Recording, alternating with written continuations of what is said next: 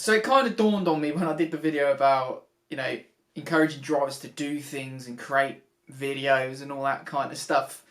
I kind of overlooked something, and it's a question that it occurred to me today because something I was chatting to a driver who contacted me who'd seen the video and he wants to do stuff, and I was sort of in the process of saying a few things, and I come to this sort of question, which was, should top, and I'll keep it UK, should the best kart drivers in the UK be able to make a living from racing karts? And I watch a lot of Supercross, and I watch a lot of their media, and like they make a lot of them. It's not an alien concept that the top riders should be able to earn money from doing what they do, right? Because the sport over there generates so much income, generates a lot of sponsorship. It seems quite natural for them to talk about prize money and the distribution of the sort of the money that's earned and the riders earn, you know, because that's sort of an ecosystem that helps itself, right? And I was thinking about UK karting, and bar a couple of exceptions, I can't think of, especially now, whether racing karts in the UK is a professional pursuit, right? Because all of us for so many years, it's just like the competitors pay money to compete, and that's kind of it. You pay your entry fee and you go racing. And there's always been kind of little dribbles of prize money here and there, and I know Saxon Motorsport did something years ago, but it's never really been a question that anybody's asked, and I think it's actually a question definitely worth asking now, because off the back of the last video, I'm saying, oh, drivers need to make videos, make content. And I thought, if that works, right? If that works, then, which I think it can do, right? So if it generates interest in people, then suddenly people are watching karting, right? And you've got this additional viewership. So that means the drivers increase their value. But who would benefit from that? So if you had a big meeting and one of the clubs that was holding a big meeting was charging a spectator fee, and even like small clubs charge £5 or £10 to get in for spectators. Now if you're a driver and you take advantage of this sort of gap in the market that I highlighted, and you had, you know, people turn up to watch you race, and Guy doesn't really have the facilities to hold a lot of spectators, but let's just run with it. So if you're earning money for the gate, essentially, and you're a driver, like, what are you getting out of it? Because someone's earning money from your hard work and you're not getting any kickback. And it's like a conversation that I think should be had, because in the UK, huge money is generated from kart racing. So tyre sales generate a huge amount of income. Entry fees generate a huge amount of income. Chassis sales earn a huge amount of income. You know, so people are earning a huge amount of money from kart racing, and the people that do not earn money from the sport, and when I say earn money from the sport, I don't mean doing coaching, I don't mean, you know, secondary incomes or starting a team. I mean, if you get really good at karting and win a big event, it's not for all that money that's generated, that driver doesn't really get much back out of the sport, and it's kind of like a really unbalanced in my view. I just don't think anybody asked or asked the question before, and like I personally feel like in the perfect scenario, the top kart drivers in this country should be able to earn a living or at least be able to subsidise their racing in a significant manner to do what they do. And I know that's unusual to hear, but I think that's a fair point. I see a lot of young drivers, and I look at the skill level that they're driving at. And the thing is, some of these drivers are effectively working as training tools for... Oh, sorry, I moved the camera there. A lot of these drivers are kind of working as training tools for guys that end up in F4, F3, F2, who then go on and try to get to F1. And it's like, well, wait a second, if you're in karting and you're one of the top drivers, the value that you bring to the sport is massive. Say everybody does what I ask, you know, encourage them to do and bring in viewers and fans. Where's the kickback for those drivers being really good? So, because the money, there's a complexity here. Like, how do you like for the British Kart Championships? I know I don't think there's prize money, and someone can correct me, but because I haven't found it in the rules, but there's you can win a Toolbox, and I think Motorsport UK, I think this year they said it's a prize pool worth £25,000, right? But I don't think a Toolbox, while it's nice, I don't think it represents something that really correlates with being a top driver and being able to earn a living from it. I do think that should be an aspiration in kart racing, and I think that's perfectly reasonable, because in Supercross in America, which is a far larger sport, but we're kind of cousins. I think in Supercross, prize money for a win is $12,000, and then it goes down, to, And I think that there's also bonuses for privateers. So if you're a good rider, if you're a Honda Works driver or a Kawasaki Works driver, there's prize money from the actual event itself. There's then bonuses from the manufacturer on top of your wage. But also, I think there's systems in place for privateers to earn a kickback from the manufacturers as well. So, at the top level in Supercross, there's avenues for riders to earn money, and I think in motocross and Supercross especially, because the injury rates are so high and everyone retires really early, I think there's such a big onus on drivers being able to earn income while they can, who are good, because they're putting in so much risk themselves. And then I look at kart racing and I think, okay, the injury risk isn't so high, but the investment people are making in the sport to race at these big championships is massive, right? And I see a few guys in, if you're racing on a chassis, and whatever chassis, whether it be a Birrell or an OTK, right? And you win a big event on one of that karts, you're in effect acting as a promoter for that kart, because you're demonstrating that it's a good kart and all that kind of stuff. And I ask myself, where's the kickback for that driver who gets a good position?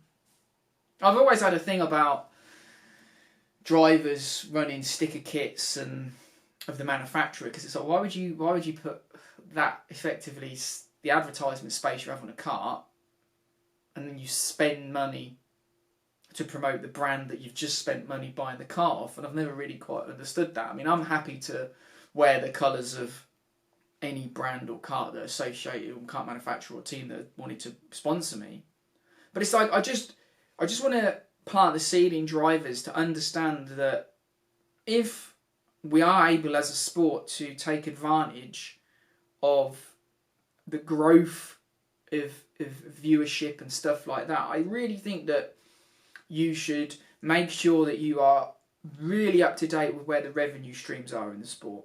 Because at the end of the day, your participation in the sport, you racing at the top level, is a huge driver for competition. I know, Danny Kell, for example, when he's racing in X30, a lot of drivers would race in X30 because they want to race Danny Kell, right?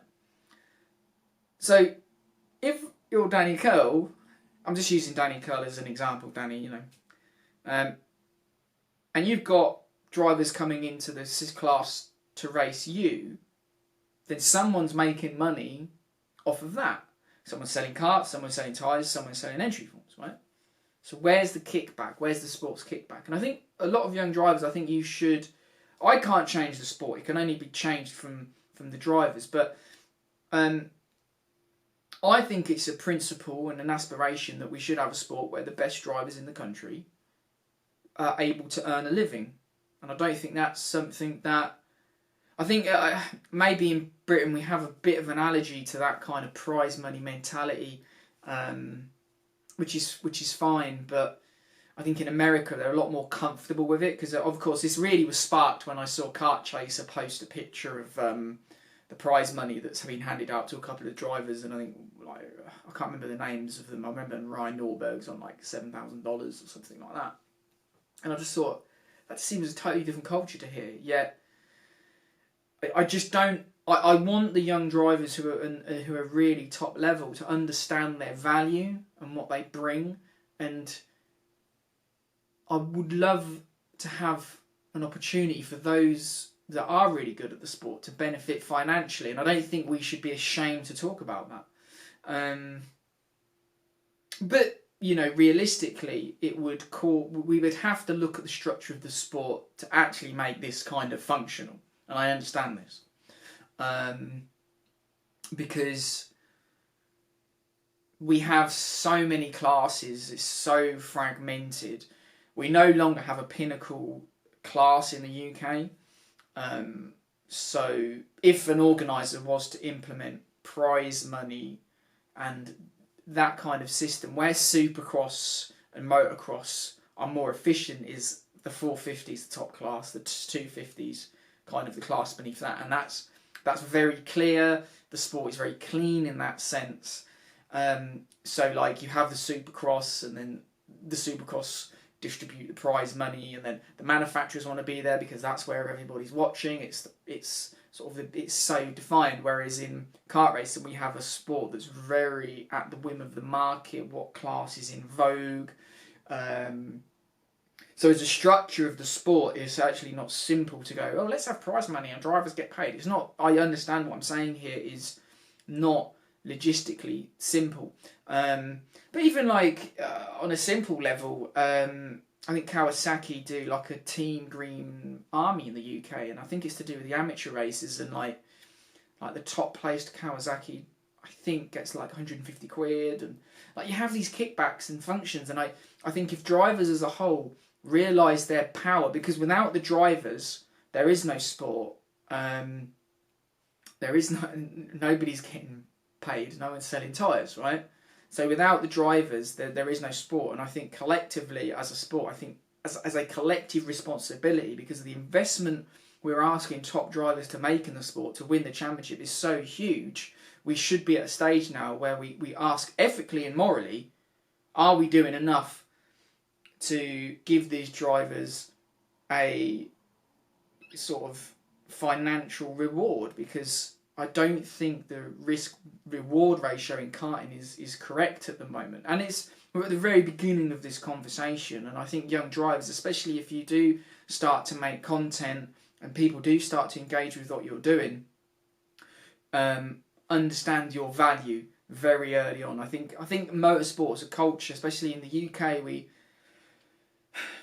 kind of don't really understand this, and in karting especially. So I hope the message gets through, and I'd love to hear what people have to say about this. Is this an aspiration worth having? I think it personally is. I think, because I speak to a lot of drivers and parents who are so frustrated, and I want there to be a different narrative than just the sport's too expensive. And I know people say, well, people might spend more money to earn more money and that kind of stuff. But there are multiple mechanisms at play that we should consider. If you're a young driver and have the confidence to say, wait a second, who am I generating money for? So, for example, I was approached to race a kart. I think it was in 2012 or something like that. And at the time, karting one was reasonably successful. We were sort of just at the peak before the decline, shall we say. And I got approached and someone said, would you like to race in this class? And, you can race it for free. And I just said, pay me X amount and I'll race for you, right? Because at the time, I went, no, I'm going to stop. I'm going to stop thinking that doing stuff for free is correct. Because at the end of the day, I'm generating money for someone. They're trying to sell engines and chassis and tyres. And I said, right, this is my price. And they got back to me and they went, we don't pay drivers. So I didn't do it. And it just dawned on me that, drivers get used. And obviously, like a free drive, people go, well, I'll have that. But it's like, well, it's not a free drive. You're the one giving them something, because you're promoting them and you're helping them sell stuff. And they're the ones driving home in an M3 or an M5 or whatever, and you're just supposed to be happy with the breadcrumbs, right? So I just want to start the conversation, and like the vibe that I'm hitting at the moment is, I think we've got a small opportunity right now where young drivers and older drivers, and the real top talent in this country at the moment, I think we have a real golden opportunity to change the culture of the sport. I want the sport to be way more accessible, and I also want the guys that do make it to the top have a chance to actually benefit from the sport. Because how can we have a sport where everybody's making money except the best drivers? It doesn't seem to add up to me. Let's get the conversation going. Like, I can't change it, only the drivers can. If their mentality changes and they understand their value, because if you're a top driver in this country, understand your value. And it's a conversation I think we should have. And yeah, I'd love to hear from you, see what you have to say, you know, and please comment below. What are the pitfalls? What are the challenges with this kind of stuff? You know, I'd love to hear from you. So yeah, thanks for watching, and see you soon. If you enjoyed the video, please make sure you like and subscribe. If you'd like to support the channel, please check out the links below to our Patreon page and PayPal, and also the links to our merch store on Teespring. Thanks for watching.